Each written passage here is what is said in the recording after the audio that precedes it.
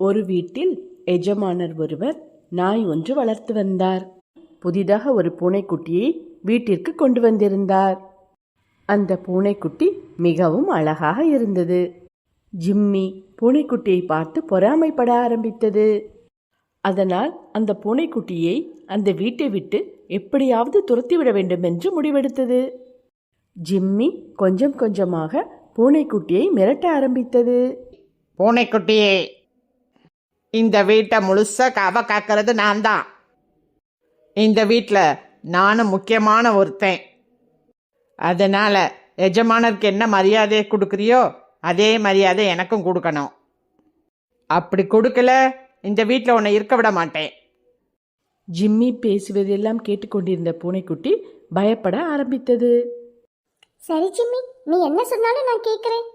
அன்றிலிருந்து அந்த பூனைக்குட்டி ஜிம்மி பக்கம் வருவதே இல்லை.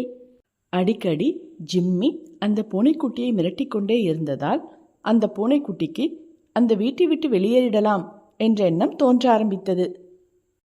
ஜிம்மி எப்பப்பா நம்மளை மிரட்டிகிட்டே இருக்கு. ஜிம்மியை பார்த்தாலே எனக்கு பயமா இருக்கு. நான் எஜமானருக்கு தெரியாம இந்த வீட்டை விட்டே போக போறேன். அந்த பூனைக்குட்டி ஜிம்மிக்கு பயந்து கொண்டு அந்த வீட்டை விட்டு வெளியேறியது. பாலத்தின் மேல் ஒரு பந்தை பார்த்தது. அந்த பூனைக்குட்டி பந்தை வைத்து விளையாட ஆரம்பித்தது. திடீரென்று அந்த பூனைக்குட்டி மேம்பாலத்துக்கு அடியில் எட்டி பார்த்தது. அப்பொழுது மேம்பாலத்துக்கு அடியில் இருந்த தண்ணீரில் தனது உருவத்தை பார்த்த பூனைக்குட்டி ஆச்சரியமடைந்தது. அட, என் உருவம் அப்படியே தண்ணியில தெரியுதே. என் கையில இந்த பந்து கூட தெரியுது. திடீரென்று அந்த பூனைக்குட்டிக்கு ஒரு யோசனை தோன்றியது. எனக்கு அந்த ஜிம்மி கிட்ட இருந்து தப்பிக்கிறதுக்கு புது ஐடியா கிடைச்சிருச்சு. இனி அந்த ஜிம்மியால என்னை எப்பவும் மிரட்டவும் முடியாது, வீட்டை விட்டு வெளியேற்றவும் முடியாது. என்ன பூனைக்குட்டி, எங்கே போயிட்டு வர? ரொம்ப நேரமா ஆளை காணோமே. ஓ அதுவா, என்னோட ஃப்ரெண்டை பார்த்துட்டு வரேன். ஆமாம், உன் ஃப்ரெண்டு எங்கே இருக்கு? என்னோட ஃப்ரெண்டு மேம்பாலத்துக்கிட்ட இருக்கு. ஜிம்மி, நீ பார்த்தேன்னா ரொம்ப பயந்துடுவ. அவன் உன்னை விட ஸ்ட்ராங்கா இருப்பான். யாரும் அவன்கிட்ட மோத முடியாது. அவன்கிட்ட யார் மோதினாலும் அவங்கள உண்டு இல்லைன்னு பண்ணிடுவான். என்ன, என்னை விட பலசாலியா? இருக்கவே முடியாது. நீ பொய் சொல்லி ஏமாத்தலான்னு பார்க்குற.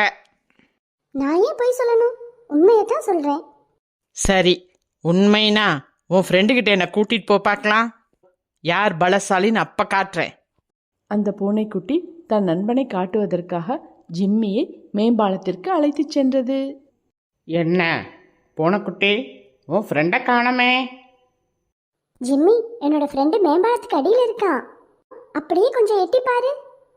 ஜிம்மியும் மேம்பாலத்துக்கு அடியில் எட்டி பார்த்தது. அப்பொழுது அதனுடைய உருவம் மேம்பாலத்துக்கு அடியில் இருந்த தண்ணீரில் தெரிந்தது. தன் உருவத்தை தண்ணீரில் பார்த்ததும் ஜிம்மி பயந்து விட்டது. எம்மாடி, பார்க்கவே பயமா இருக்கே. மிகவும் பயந்து போன ஜிம்மி பூனையுடன் வேக வேகமாக வீட்டுக்கு சென்றது. தான் நினைத்தபடியே ஜிம்மி பயந்து விட்டதென்று அந்த பூனைக்குட்டிக்கு புரிந்துவிட்டது. வீட்டிற்கு வந்தும் ஜிம்மிக்கு பயம் குறையவே இல்லை. பிரம்மை பிடித்தது போல் இருந்தது. பூனைக்குட்டியே, நீ சொன்னதெல்லாம் உண்மைதான். உன் ஃப்ரெண்டை பார்க்க ரொம்ப பயமா இருக்கு. உன்னோட ஃப்ரெண்டு பலசாலி தான். ஜிம்மி, இனிமே நீ என்ன பயமுறுத்துறேன்னா என் ஃப்ரெண்டு கிட்ட போய் சொல்லிடுவேன். இனி உன் பக்கம் தலை வச்சு படுக்க மாட்டேன். இந்த ஜிம்மி கிட்ட நாம போட்ட தந்திரம் நல்லா வேலை செய்தே. இனி எப்பவுமே இந்த ஜிம்மி நம்மளை தொந்தரவே பண்ணாது. அன்றிலிருந்து அந்த பூனைக்குட்டி ஜிம்மிக்கு பயமில்லாமல் அந்த வீட்டில் சுதந்திரமாக வாழ்ந்து வந்தது. கமலிக்கு நாயை கண்டால் சுத்தமாக பிடிக்காது. அம்மா, நான் ஸ்கூலுக்கு போகும்போதெல்லாம் இந்த நாய் என்கிட்ட வந்து நிக்கிறது எனக்கு சுத்தமா பிடிக்கல. கமலி, அந்த நாய் அது பாட்டுக்கு நிக்குது.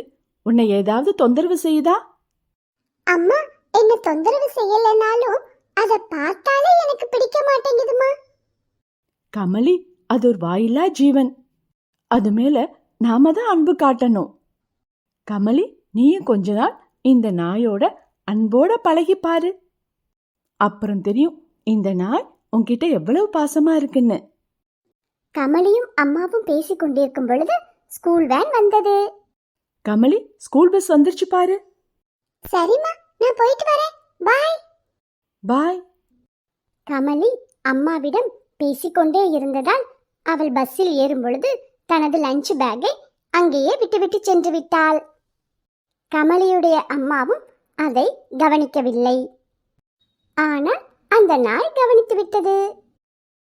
அந்த நாய் கமலுடைய லஞ்ச் பேக்கை தனது வாயில் கவ்விக்கொண்டு ஸ்கூல் பஸ்ஸின் பின்னாடி மூச்சிறைக்க வேகமாக ஓடியது. நாய் ஒன்று லஞ்ச் பேக்கை வாயில் கவ்விக்கொண்டு வருவதை டிரைவர் தனது சைடு மிரரில் பார்த்துவிட்டார். டிரைவரும் உடனே பஸ்ஸை நிறுத்தினார். பஸ்ஸின் பின்னாடி உட்கார்ந்திருந்த கமலி கண்ணாடி வழியே அந்த நாய் தனது லஞ்ச் பேக்கை கவ்விக்கொண்டு வருவதை கவனித்து விட்டாள். கமலி பஸ்ஸிலிருந்து இறங்கி அந்த நாயிடம் சென்று தனது லஞ்ச் பேக்கை பெற்றுக்கொண்டாள். புஜிமா, என் லஞ்ச் பேக்கை தூக்கிக்கிட்டு இவ்ளோ தூரம் ஓடி வந்திருக்கியே. புஜிமா, உனக்கு ரொம்ப நன்றி. உன்கிட்ட ஒரு நாள் கூட நான் அன்பை காட்டினதே இல்ல. ஆனா என்னோட லஞ்ச் பேக்கை எனக்காக இவ்ளோ தூரம் தூக்கி ஓடி வந்திருக்கிறியே. சரி சரி, எனக்கு ஸ்கூலுக்கு நேரமாச்சு.